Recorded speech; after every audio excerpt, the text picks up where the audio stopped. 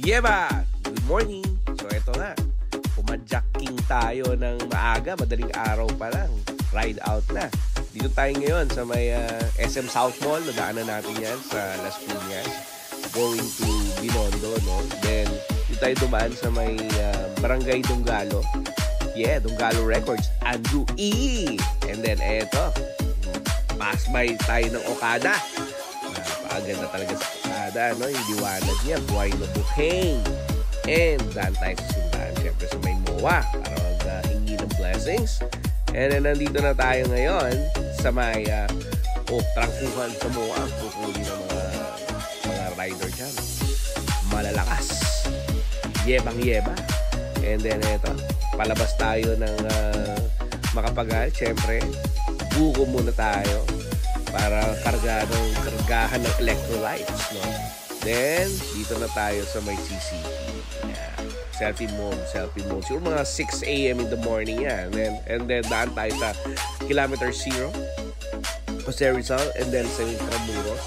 Dito na tayo. Then, of course, papunta na tayo ng Binondo, ng mga area na to, sa loob ng Intramuros tayo dumaan. Yung pinakasikat na yung magandang bagong tulay dyan.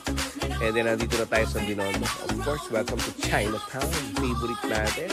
At nagutom si Boss Yeba. Siyempre, daan muna kay YG. Yung dim sum nila. Okay? Sarap ang kakao, siomay, at siyempre yung cold tea.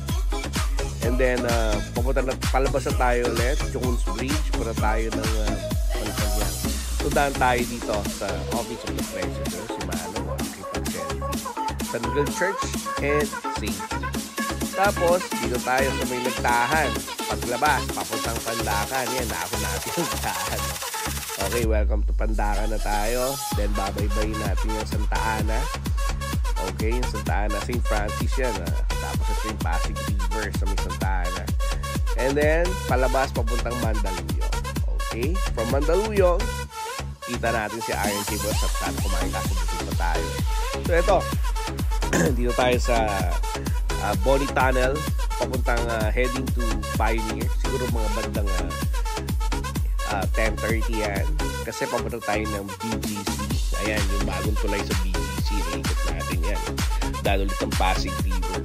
Tapos, dito na tayo sa BGC. Dito tayo, water break tayo sa watering cone. And then, dito tayo sa McKinley. Diyan tayo dumaan sa McKinley of the BGC. Palabas tayo ng McKinley. Okay, then napag-desisyonan, baguhin ng rota pa uwi. Instead na mag-service road, dumaan tayo ng Ususan C6 sa Bikutan, no? And then ayan na, binaybay na natin yung baybay. Dinatan natin dyan yung Lakefront, Bule, Sukat, and yung Barangay Kupang. After Barangay Kupang, Barangay Alabang na yan, no? And then going back to Bilinbes, ayan. Nakahalos 75 kilometers tayo itong araw na to, Saturday. Wow! Yeba!